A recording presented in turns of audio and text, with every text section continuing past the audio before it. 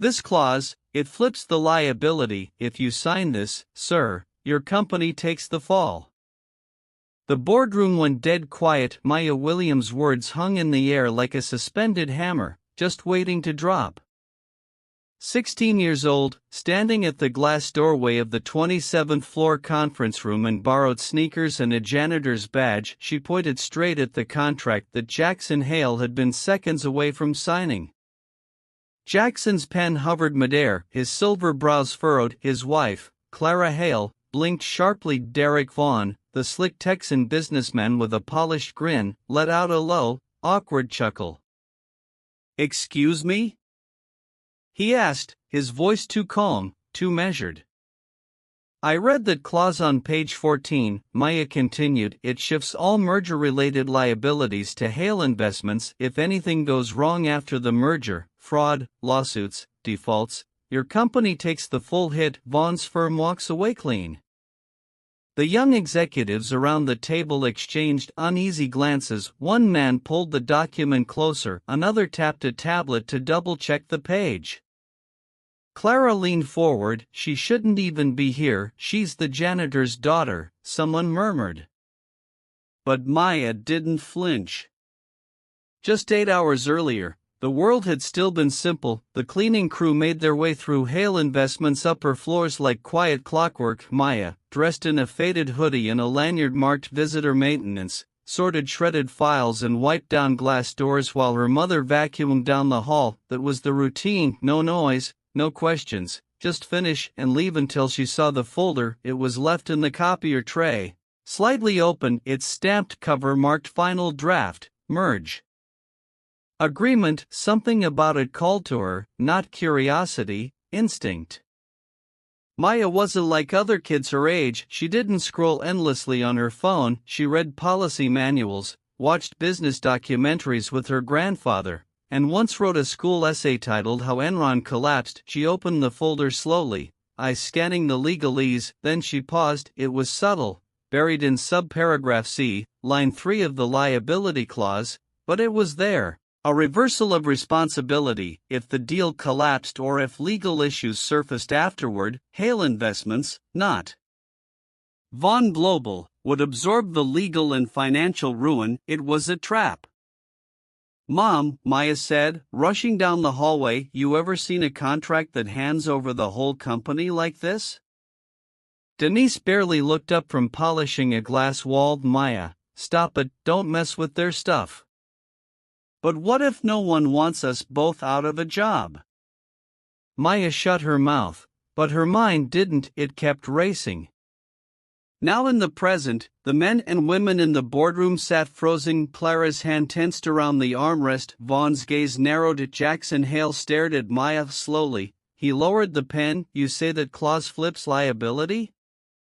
His voice was calm, too calm. "Yes, sir," Maya replied. "It's disguised in plain text, legal sounding. But if your team didn't read every line, it's meant to confuse. It doesn't protect your company, it sets you up to take the fall." Clara's voice cracked like frost. "Jackson, this is nonsense, she's a child." But Jackson was no longer listening to his wife. His eyes had shifted to the page in front of him. He flipped to page 14, scanned, paused, and something in his jaw tightened. Derek leaned forward. "Are we really giving weight to conspiracy theories from someone who polishes door handles?"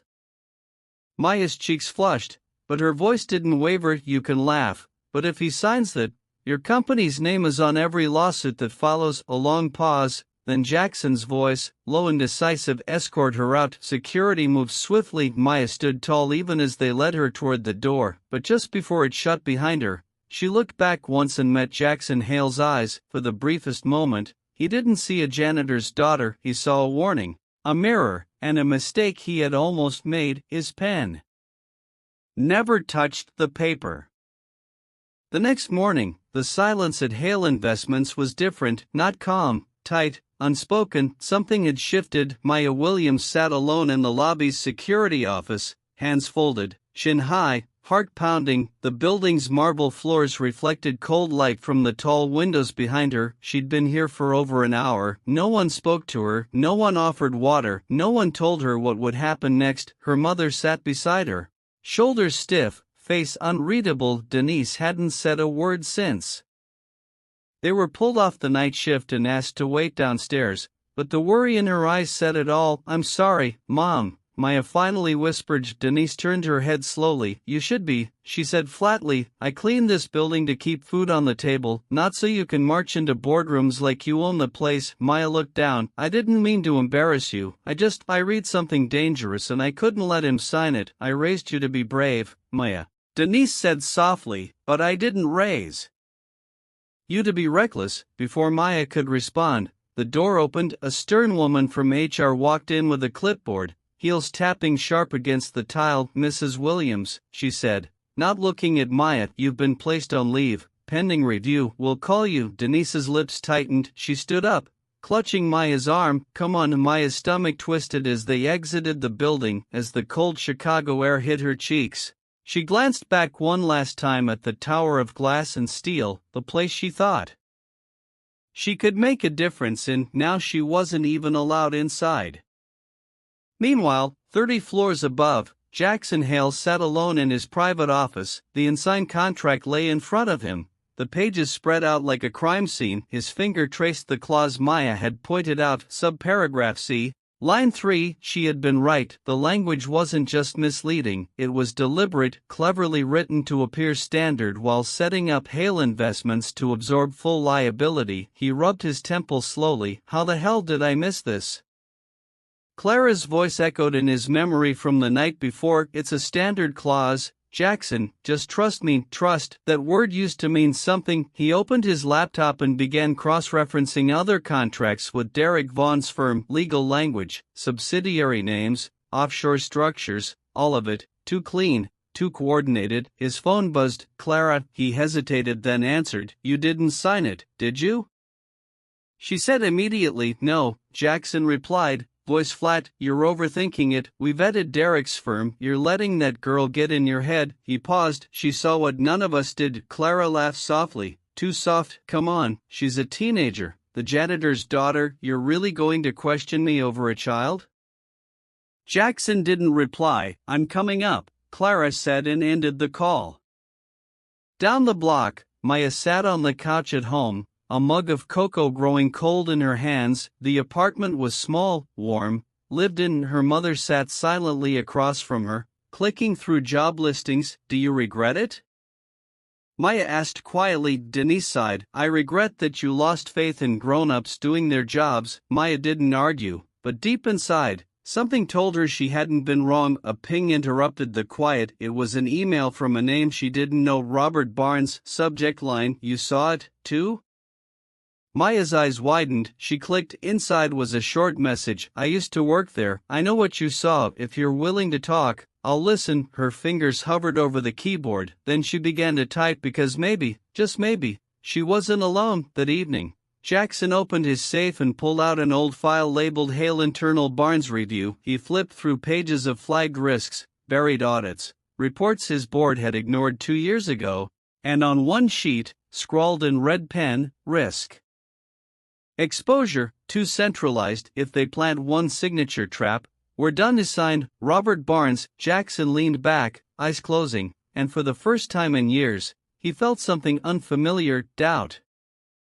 Clara Hale never liked to wait. She walked into Jackson's office with the grace of someone who had never been told no. Her heels tapped sharply against the oak floors as she made her way to the sleek black desk where her husband sat, staring not at her, but at the contract. "It's still sitting there," she said, folding her arms. "You've had a day." Jackson didn't look up. "And I'll need more." Clara's smile faded. "Jackson, this deal is time sensitive. Derek is offering terms no one else would touch. You saw the numbers. I also saw a liability clause that nearly gutted my company." Clara walked around the desk, trailing a manicured nail along the edge of the contract. "One clause, legal language. You know how these things work. Don't tell me you're giving weight to the janitor's daughter over me." That made him look up slowly. "She saw it," he said. "No one else did. Not you, not the legal team, not even me." There was a long pause. Clara's expression didn't flinch, but her tone dropped a degree. "She's a child,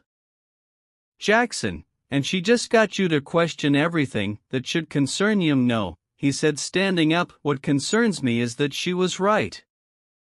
Later that evening, Maya sat huddled near the radiator in their apartment, flipping through pages Mr. Barnes had sent her in encrypted PDF files, tax statements, shell company breakdowns, merger language comparisons. She didn't understand all of it, but she understood enough. They were building a trap. Barnes had confirmed it on their call earlier. Derek Vaughn had used nearly identical language in a merger back in Houston. The target company took full liability. Within 6 months, it collapsed under legal fees. Vaughn walked away richer. Maya highlighted keywords: indemnification, contingent liability, burden of performance. She didn't know every term, but she knew something rotten when she smelled it. I can't believe he's married to that woman, Maya muttered. Her mom, washing dishes behind her, let out a humorless snort. Power Mary's ambition. It's always been that way.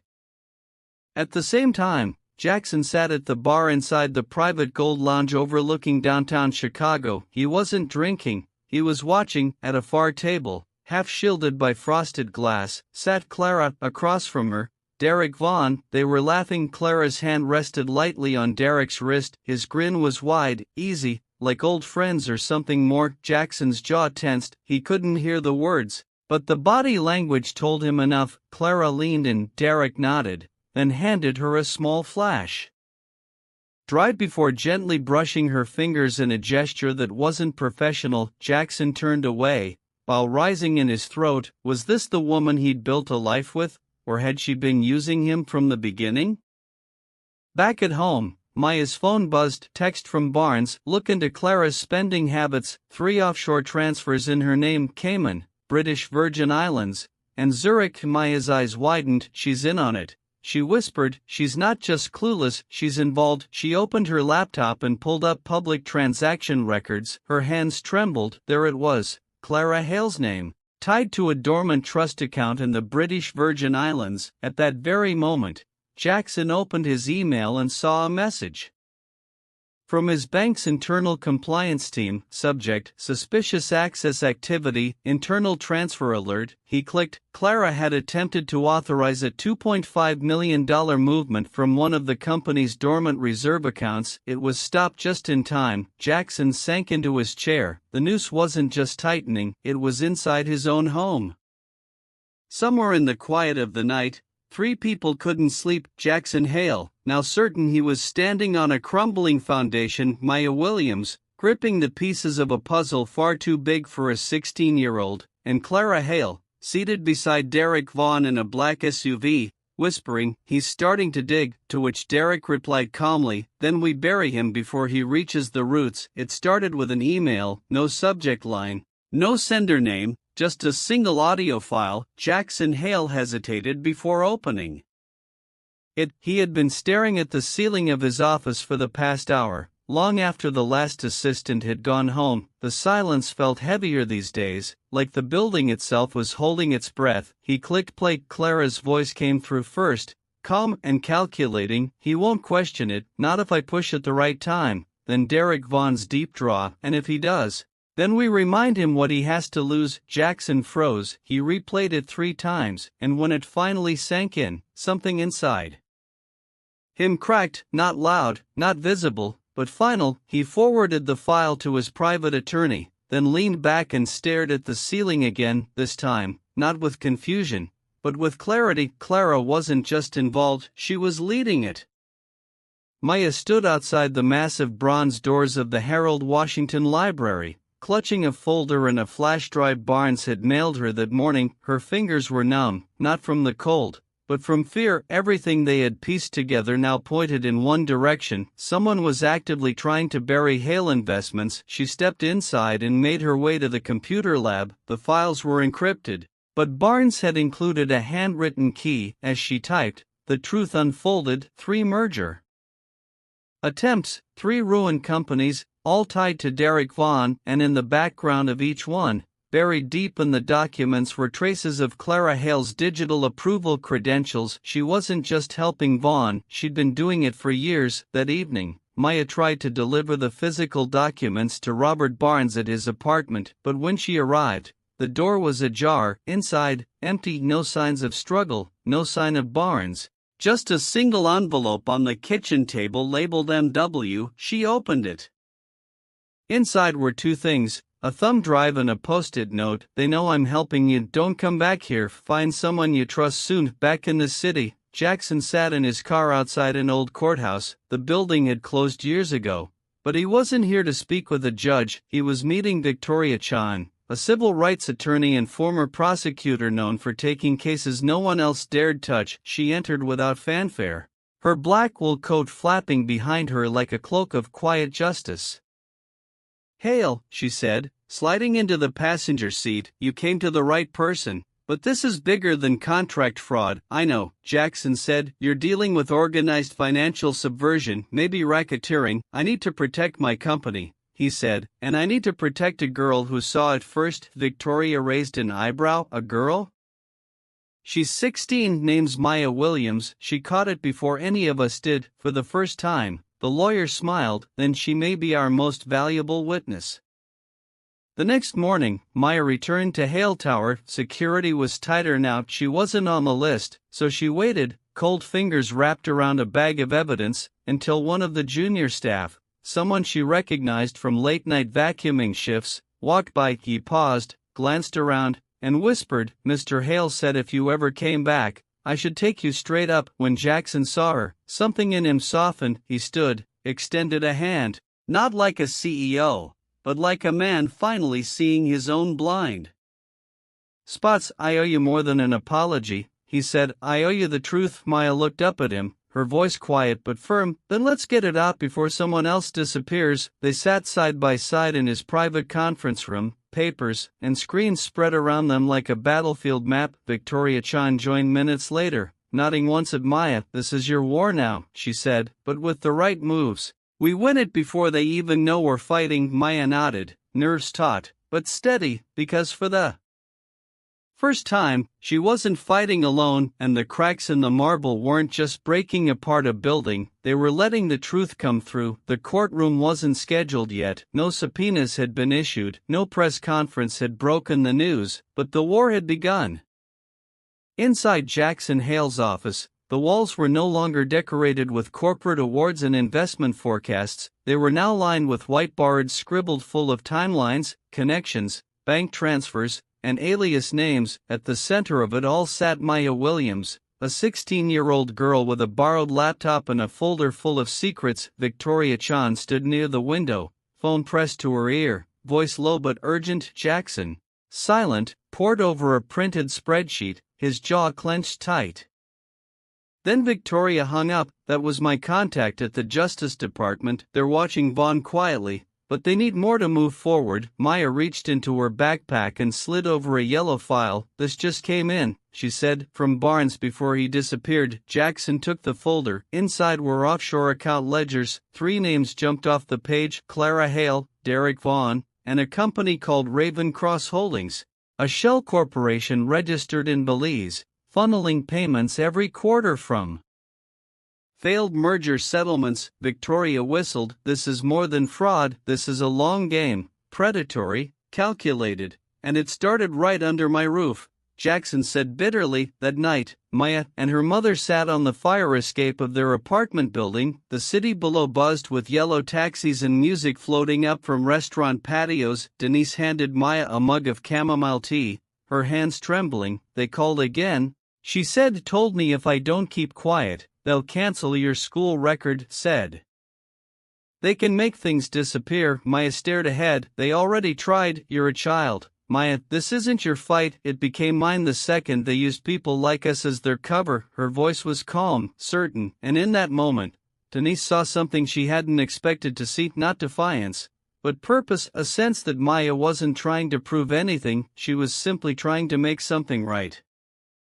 The next day, Jackson entered the main hall of the Hale Foundation Gala, wearing a black tuxedo and a tighter expression. The gala was his wife's idea: charity, media, smiling donors. It had always been Clara's domain, but tonight, Jackson took the mic. "Before we begin," he said, sweeping the glittering crowd, "I want to speak to you not as a CEO, but as a man who's made mistakes." Clara froze beside the champagne table, Her fingers tightening around the stem of her glass. Years ago, I believed building an empire meant trusting only the numbers, Jackson continued, but numbers don't betray you, people do. The room murmured. A few eyes darted toward Clara. I've reopened every document our board has ever signed, and what I found, what one brave young woman found, has shaken me to my core. Victoria stood near the back, arms crossed, expression unreadable. Jackson stepped down from the mic and left the room before anyone could ask questions. That night, Maya sat in front of her bedroom window, watching the blinking lights of the skyline. A folder lay open on her lap filled with newly flagged emails. One line from Clara to Derek stood out like a blade. He's starting to pull away, you know what to do. Just as she began copying it to a secure drive, the lights flickered, then her laptop screen went black, her phone vibrated. One message, unknown number, stop digging or we dig first. Maya's hands shook. But she didn't close the laptop. She picked up a Sharpie and wrote 3 words on a fresh page. Not backing down, because this wasn't just a company anymore, it was a battleground, and the girl they thought no one would listen to was becoming the voice no one could ignore. The morning headlines hadn't broken yet, but the whispers had already begun. In the financial district, rumors passed between elevators and espresso machines. Hale Investments was under internal review. An anonymous whistleblower, a halted merger. Some said it was routine, others said it smelled like blood in the water. Inside his office, Jackson Hale sat stone-faced, staring out at the city skyline. I built this company from scratch, he muttered, and I nearly handed it over to a ghost in a tailored suit. Victoria Chan, seated across from him, flipped through the evidence file. You didn't hand it over, you paused. That's what matters, she said. She set down the page with the Belize account routing numbers, Vaughn's signature move. But it's no longer just about business, she added, it's about justice. Meanwhile, Clara Hale descended the grand staircase of their Lakeshore Drive penthouse dressed in navy silk as if nothing was unraveling beneath her feet. The housekeeper handed her a cream envelope. This was left in the mailbox. She opened it casually. Inside, a single photograph, Jackson standing with Maya and Victoria, heads bent over a set of documents, 3 signatures circled in red, and a sticky note, you're losing control. Clara didn't blink. She reached for her phone and called Derek Vaughan.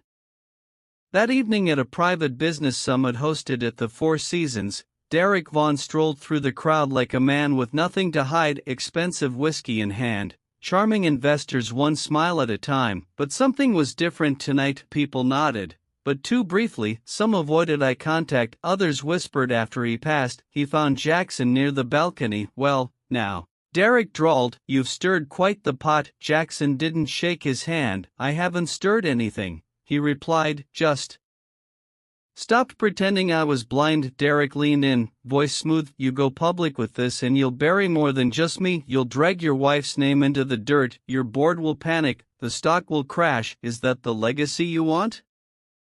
Jackson didn't flinch. I'd rather lose a company than live a lie. Back at Maya's apartment, her mother hung up the landline and turned to her daughter. That was the school principal. She said quietly, someone's filed a complaint that you're emotionally disruptive on school property. Maya blinked. I haven't even been to school this week. Denise's hands trembled. They're trying to push you off balance. You're making them nervous. As Maya looked down at the pile of files in her lap, she didn't feel nervous, she felt ready.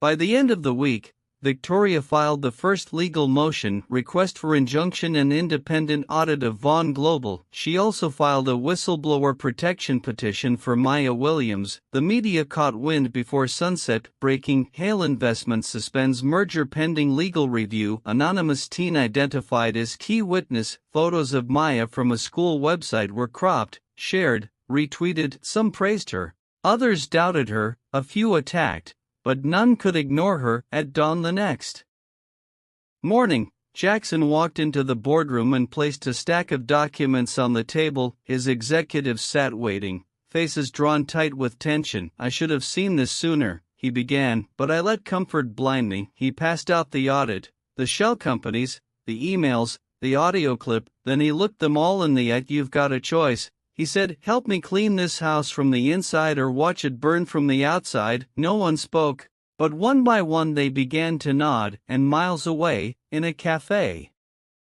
near the Loop, Clara Hale sat across from Derek Vaughan once more. Her eyes no longer glittered with charm. "He's not going quietly," she said. Derek smirked. "Then maybe it's time we stop being quiet."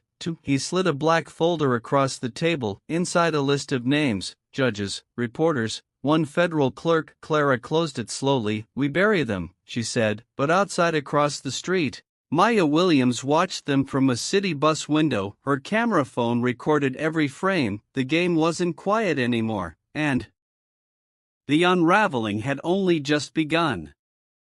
By Monday morning, Hale Investments was no longer a financial fortress, it was a battlefield. The firm's internal servers were down for routine maintenance, but everyone knew better. Compliance teams worked overtime, legal counsel whispered behind closed doors, HR flagged employee emails for keywords like offshore, Vaughn, whistleblower, and Jackson Hale. He didn't flinch, he stood in the center of it all, calm, clear-eyed, and ready for war. At his penthouse, Clara Hale sat alone in the winter light.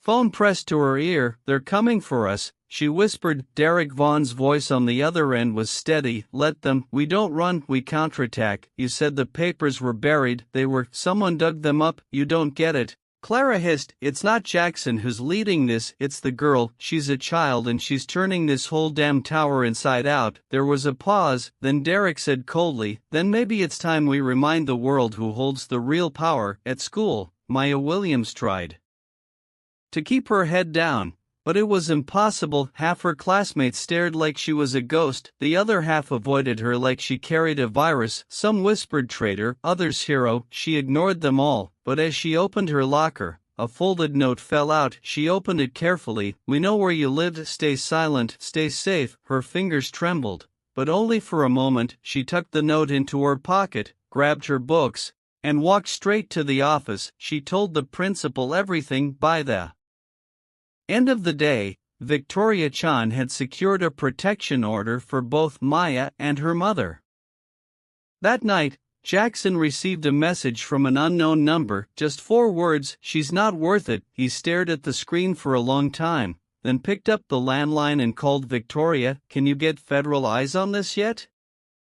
"They're watching," she said, "but they need someone willing to testify publicly." Silence, then Jackson exhaled. "Then I will." The next morning, the Chicago Tribune ran the story: CEO exposes internal conspiracy, teen whistleblower linked to unraveling billion-dollar scheme. Maya's name wasn't printed, but the story was everywhere: talk radio, Twitter, morning TV. At a press briefing, Jackson stood at a podium flanked by Victoria and 2 federal agents. "I was blind," he told the world, "not just to fraud, but to courage." A 16-year-old girl saved my company from the inside out, the same company that never once saw her beyond her mother's uniform. He paused, let the silence settle. "She saw what we refused to, and from this day forward, we will see her." That afternoon, Maya returned home to find a crowd gathered outside their apartment: neighbors, journalists, a few strangers holding handwritten signs that read, "We believe Maya. Truth has no age." She stopped at the bottom step. Stunned, her mother gently took her hand. "They're not here to hurt you, they're here to thank you." But somewhere across town, in a high-rise suite guarded by tinted glass, Derek Vaughan sat in silence. He stared at a single image on his tablet, a freeze frame of Maya stepping onto the witness platform. Then he looked up at Clara, who paced behind him in tight circles. "She's still a kid," Clara snapped. "You really think they'll let her bring us down?"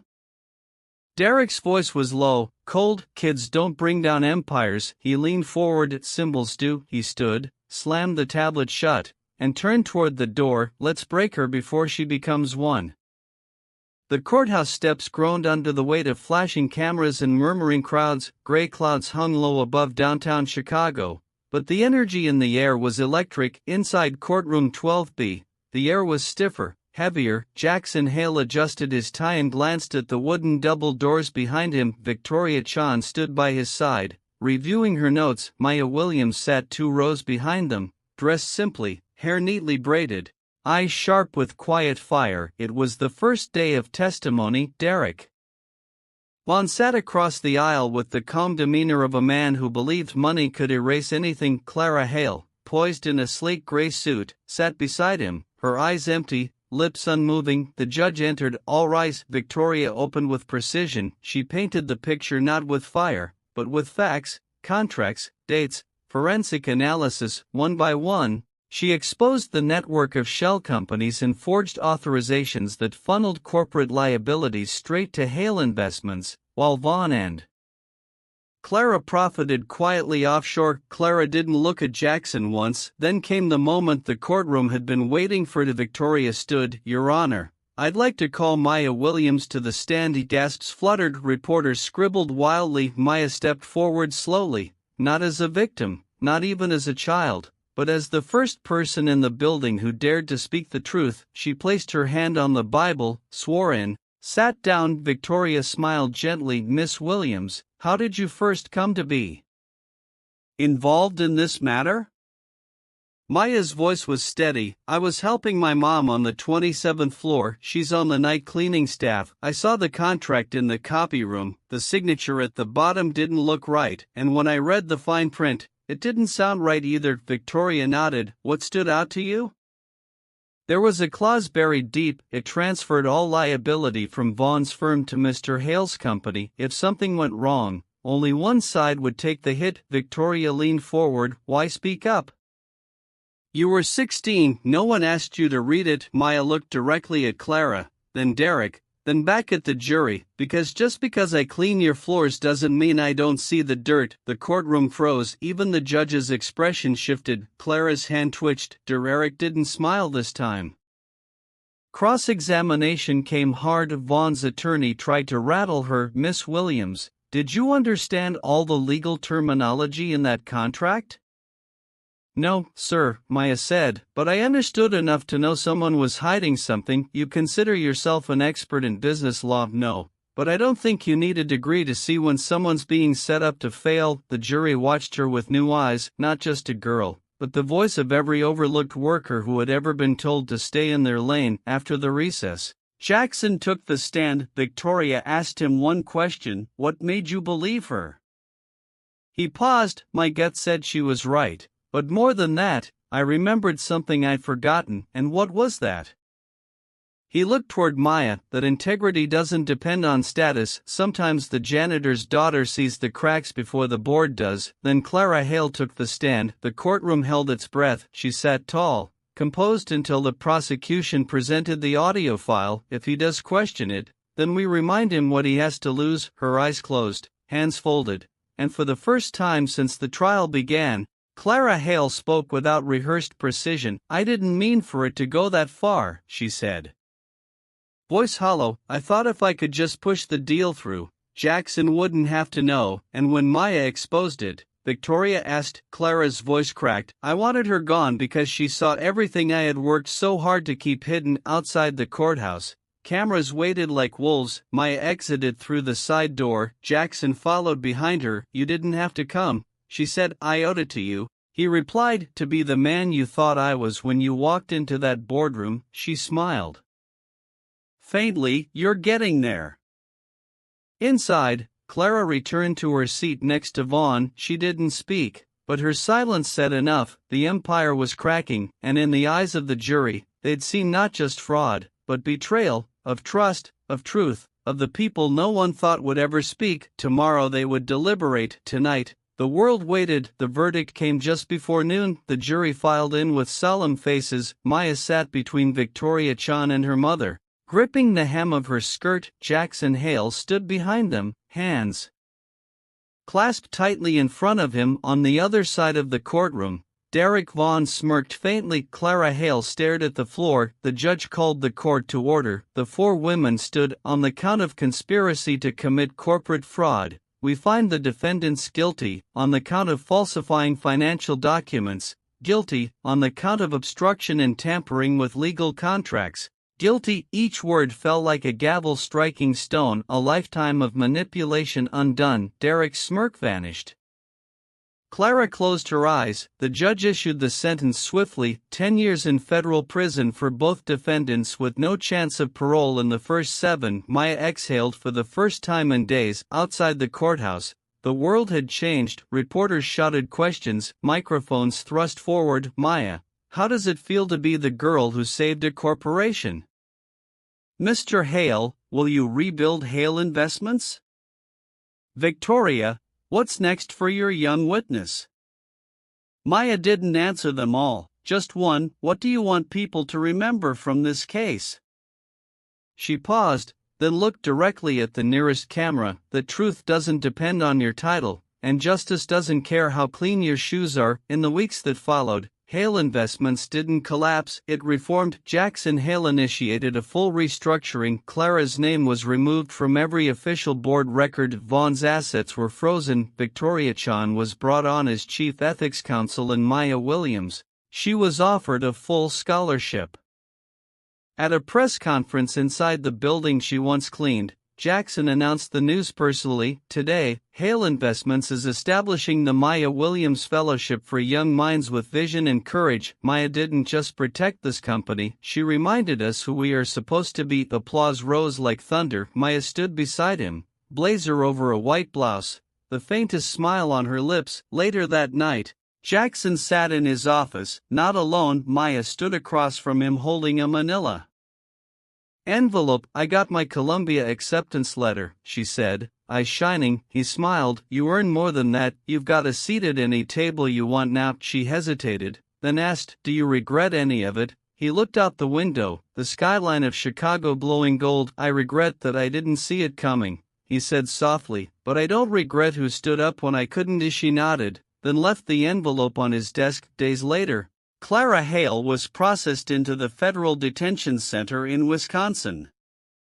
She made no statement, no appeal, only silence in a cold, concrete cell, her empire reduced to static. In the news, she replayed the audio that sealed her fate. Just because I clean your floors doesn't mean I don't see the dirt. The words echoed again and again. In a quiet office above a city reborn, Jackson placed Maya's envelope on a shelf above his desk, beside his most treasured awards, and beside it, a plaque read, "The truth isn't loud, but it lasts." He leaned back in his chair, closed his eyes. A girl once pointed to a signature and changed everything, and now, from the ashes of deceit, a new foundation stood tall, cleaner, stronger, and unshakably honest. The empire hadn't fallen, it had been rebuilt by the one they never saw. Brought to you by BUP Stories.